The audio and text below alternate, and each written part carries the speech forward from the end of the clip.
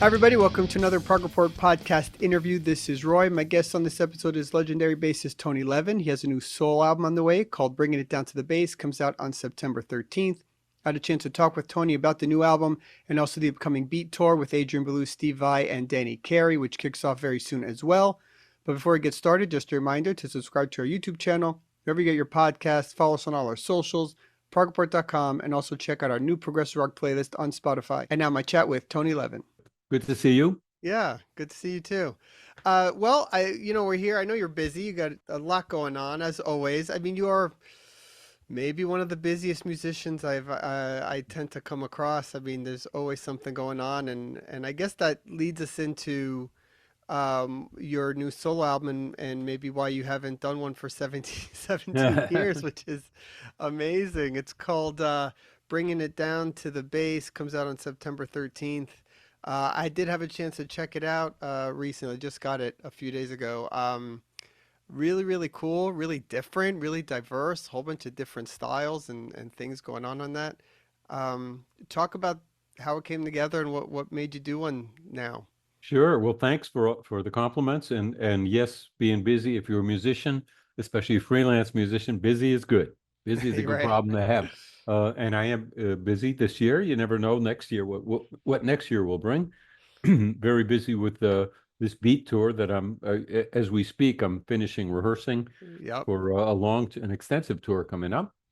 And that's great. And simultaneously, I'm releasing my solo album. It's been a while since I did one, and that's because I'm busy on the road. My favorite thing to do is to play live for people, so I'll always choose that over being home and doing some recording. But through the years, I've assembled some what I think is nice material, and especially this is great. I imposed on a lot of my friends, my buddies who I play with and tour with to play. So there's a really wonderful cast of musicians backing me up on this. Really, Yeah. I say backing me up, but I'm playing the bass, so they're out front and I'm backing them up. And I was really pleased to get the A-list, the people I wanted on the tracks. So there's that, and I'm excited about the release. It's called Bringing It Down to the Bass because it focuses first on the bass. In that I wrote most of the pieces I wrote for it. Start with a bass line and then I compose something around that. Not all of them, but most of them start that way. So hence the title. And also, as you mentioned, it's pretty diverse because I'm that kind of guy. So I threw in barbershop quartet piece and a vocal piece where I use the names of drummers I've played with through the years as the lyrics. Those are the only lyrics, and it's vocal Right. unaccompanied and a chorus. Uh, and it goes through some styles. Usually when you make a record, you try to focus on what genre. Well, not usually, but you can focus what genre is this. And usually for me, it's progressive rock, but that varies. This time I said I'm not going to worry about that. I'm going to really do the music that I feel like doing, and it's centered around the bass, and it has if there's let me make up a new genre called bass. So this fits perfectly within that. Yeah, well, that's what I was intrigued when I saw some of the guest lists of people that you had on there. What is this going to be?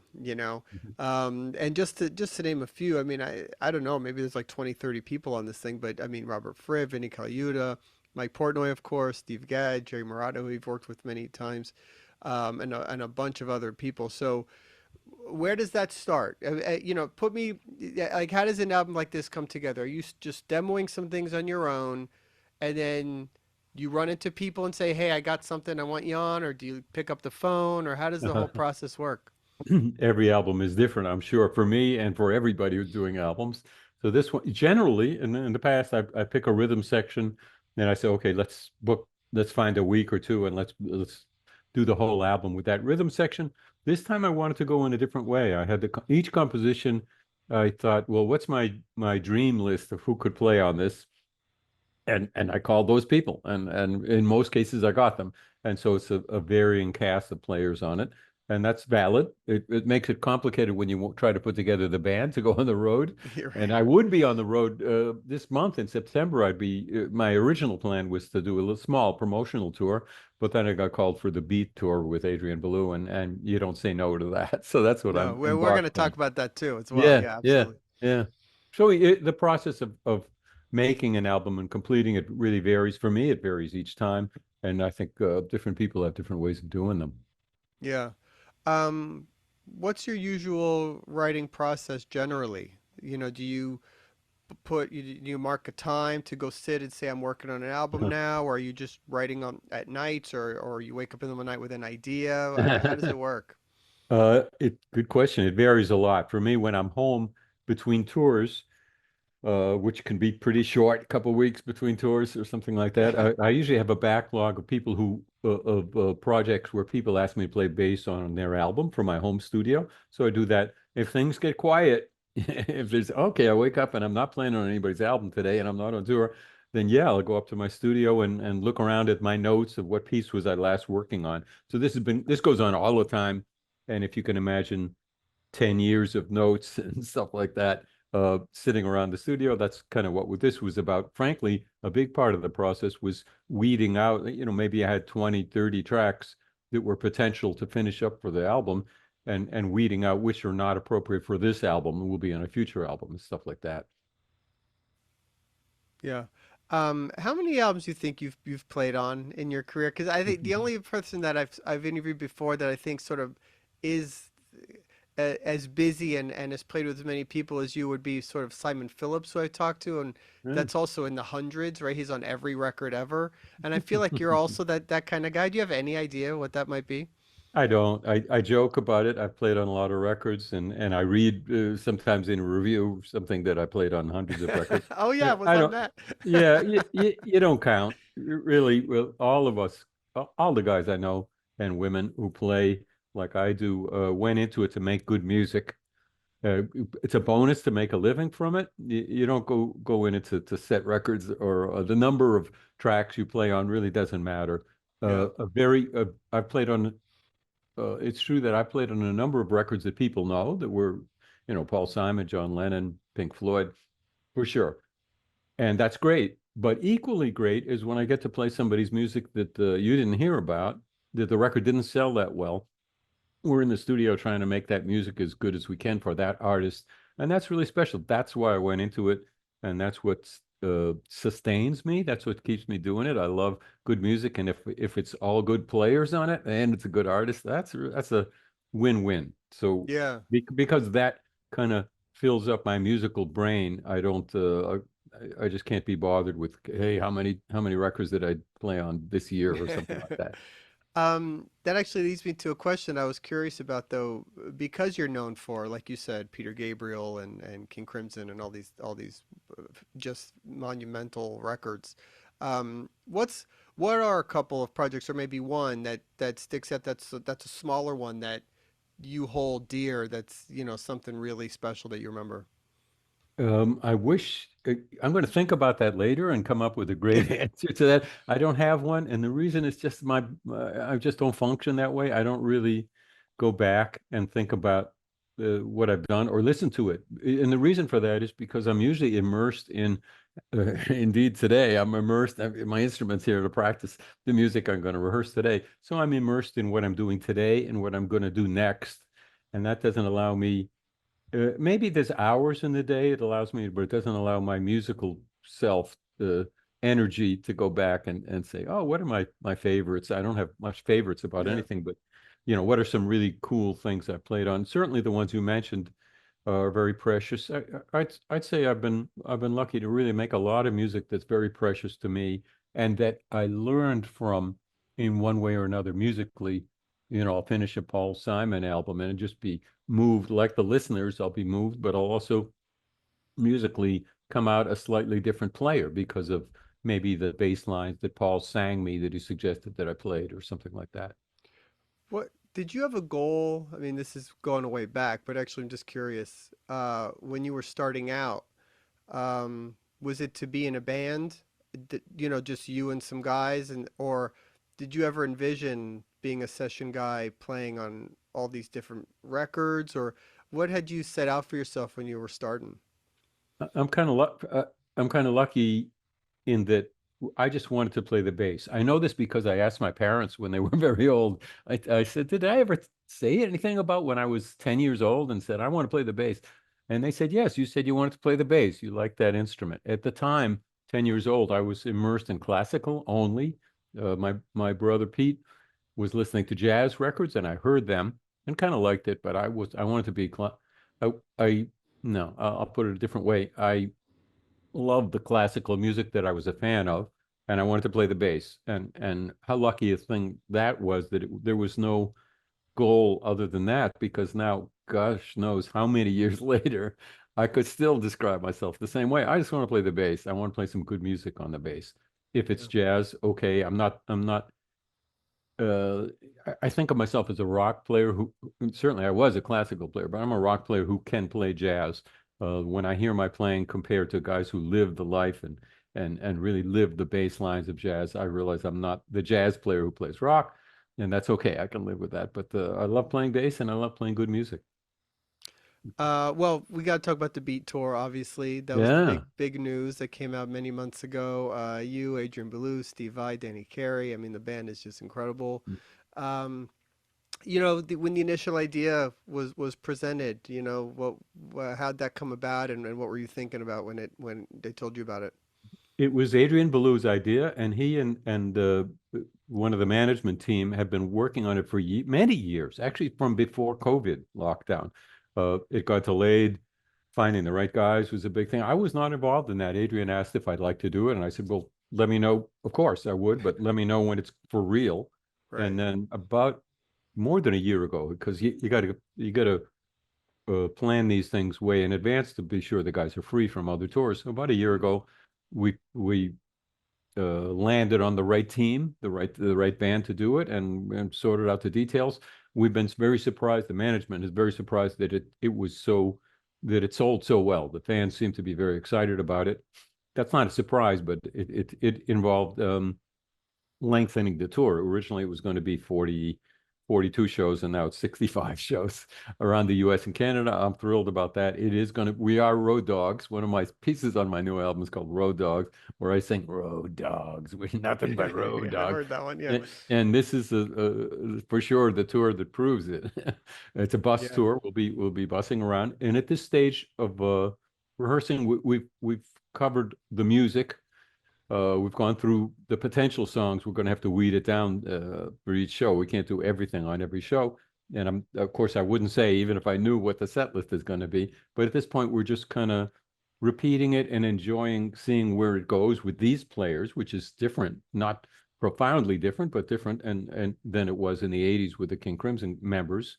And for me, that's the exciting part. I mean, I'm glad to be playing the music of King Crimson in the 80s that I played in the 80s with King Crimson and revisiting the bass parts and stick parts that I made up.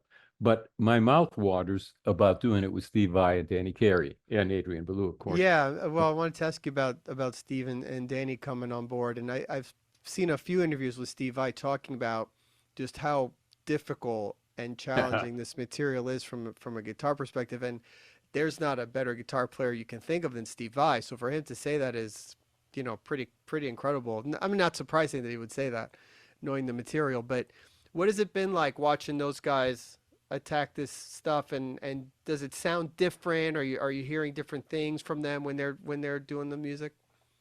Yeah, but really heavy lifting for both of them, especially Steve Vai. Robert Fripp's guitar parts are not only interesting and difficult, but they're technically very specific. Robert has a specific technique that almost nobody else has. And Steve, he's the guy. He's also very, very conscientious. So he's been practicing this stuff for months. Myself, not so, not so much. I did practice it, but not enough. So I'm still kind of working on it as we rehearse. Yes, Steve totally did his homework, as did Danny Carey. You asked uh, what it's like. I think in the shows is where we're really going to find out how much is exactly like the original and how much it varies. Right now, it's looking like not a wonderful combination, the combination I was hoping for, of it's true to what's special about the original, but you hear that Steve Vai is Steve Vai, and you certainly hear that Danny Carey is Danny. So is it basically is it the three records that you guys are focusing on? Is that what you guys are playing on the tour? Uh, I'm asked this a lot. Yes, we're not delving into the music of the '90s of King Crimson or the classic, what I think of the classic material of King Crimson before I joined them Sure. in 1981. That's what we're focusing on. Will we maybe later, even in the middle of the tour, add some other songs from those other eras? Maybe. We don't know. It's hard enough to weed it down from the many pieces on those three albums. Yeah. Well, everybody's really looking forward to it. I'm surprised you guys thought, yeah, or were surprised that, that people would be interested. I mean, it sounds like an idea that you said it was a long time coming, and I mean, it Yeah, makes perfect sense. I do want to talk to you about also Peter Gabriel, of course, and the recent I.O. tour and that album, because I did get a chance to see that tour, and great. I'm glad you saw it. it was just spectacular, of course, and just and that album, I mean. What a fantastic record. And I know it took him 20 something years to put that thing out, but it was so well worth it and it was just one of the best things he's done. Talk about just working with Peter again and finally getting that new material and planning the tour and everything.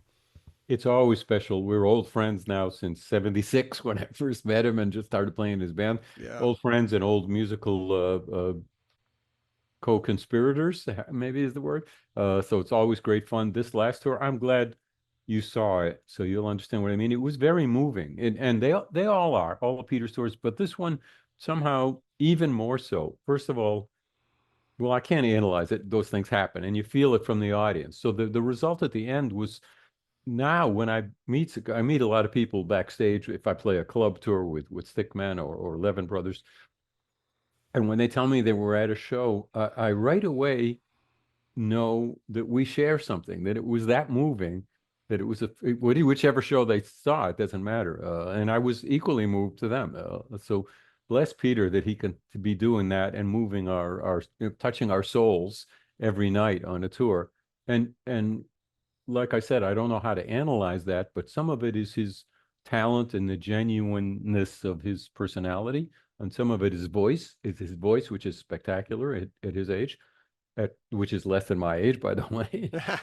And some of it is he's so bold. He just doesn't follow the usual rules. So you just don't go on a tour playing your new album without a lot of the class of the hits and the music that people want to hear. And yes, we did some of those in the tour, but we did a lot of new material that not only was new, but nobody had heard it yet. And half of the tour Right. it was only being, those who don't know, it was only being released one track a month online. And so in June, only 6 songs had been released. Yeah, and we're playing 10 songs in the show. That's a lot to expect an arena size audience in a club. Okay, but an arena size. But that's Peter. He doesn't mind about that. He's going to do it in the most musical way, in the way that he sees it. And his audience gets that. And somehow it led to people being even more moved than they would be if we did a whole show of Sledgehammer and Big Time. I wish I could go back and see the show again now though. Yeah. Having had months to sit with the record because I just adored the album so much, and I had Yeah. finally when it came out, now you're listening to it every day for a Yeah. month, Yeah. and then now the songs, of course, take on a whole new meaning. You connect with different ones, or whatever it Yes. is. But yeah, that would have been. I would love to go see it again tomorrow, and Yeah. just have a different way to experience it. But it was certainly just great. And Well, I'm like any fan. I'm in the band and I'm a fan. So yeah, I hope that there is more touring to come. There's certainly nothing for the next half a year because I would know about it by now, but I hope there will be some more in the future. It was that yeah. special. When did um when did you guys I know you connected for the first record, I guess, but did you meet just before, or how did you get hooked up with Peter before that first album? I'm very lucky. I was based in New York and I was doing studio work and a lot of rock sessions with producer Bob Ezrin, who used me on a few Alice Cooper albums and a Lou Reed album, Berlin. And Bob heard in my playing, I wasn't primarily a rock player, but he heard something he liked in my rock playing. And he asked me to come up to Canada in July of '76 to play on this new guys. I'm joking as I said, this an album with this new guy who had just left his band. I had not heard of Genesis. I had not heard of King Crimson. And on that day in July '76, I met Peter Gabriel and I met Robert Fripp, who was playing guitar on the album. Right, And yeah. now, so many years later, I'm still making music with them both. So I'm glad I showed up for that one. That's amazing. What a connection. Yeah. Yeah, I mean, it almost feels like Peter, when he's putting together a band for whatever he's going to do, I mean, he has a Rolodex, I'm sure of that. Now there's a term, but you know what I mean. He can call anybody to play any instrument, but no, there's no other bassist he could use but you for this music, right? I mean, it just there's a certain thing you bring and a connection you guys have. I think that can't be split up, you and him, for what he does. Well, you're very Um, kind. What's interesting about Peter, he's always thinking outside the box. And so on that first album, he had no experience outside of being in Genesis. So he totally left it up to the producer, Bob Ezrin, to choose the players. He didn't know any of them. He knows them pretty well afterwards because most of us toured with him after that. Uh, but since then, he's had a lot to say about his own ideas about what kind of players to bring in and fantastic players to become members of what it's his band, but I think of it as kind of his family because we stay with the same, pretty much the same players year after year. yeah. So the next, I guess, year for you is pretty much the Beat Tour. It looks like, or many months. Tour starting soon, right? This month, I believe. And what do It's you have coming up after that? Any new albums or things you're working on? I haven't thought much beyond it. We'll be touring until December, until really Christmas, and it starts September 12th. Yeah, a lot of shows, 64 shows.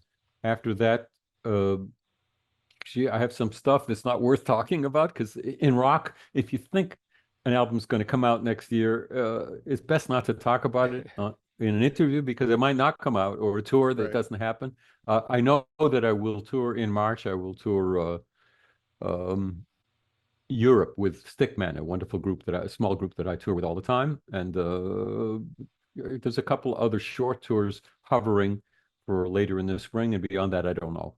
Nice. Well, Tony, always a pleasure talking to you. Very exciting, everything you got going on. The new album, again, bringing it down to the base, September 13th. The Beat Tour on September 12th through the rest of the year. The dates are on, I think it's beattour.com. Or is that the website? Am I getting it right? Yes, it is. Yes. Yeah. Yep. And That's where I it's go all. to find out what I'm doing. And all right. Well, hey, enjoy the tour. Have a great time, and I hope to catch one of the shows. We'll see you around.